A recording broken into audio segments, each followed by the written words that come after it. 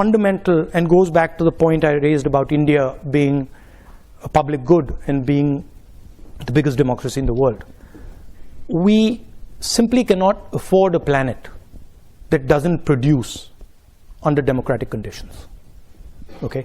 Because if democracies do not start producing again, right, they will not survive. Because the tensions that will arise inside the democracy, the inequality that will arise, the anger that will arise will just collapse the democracy. So what is required is new thinking about how you start to produce in a democratic environment, which is completely different than production in a coercive environment. In a coercive environment, what you're basically doing is a factory, a production unit has a huge amount of socio-political energy inside it. And what you're doing is you're forcing it closed inside the structure.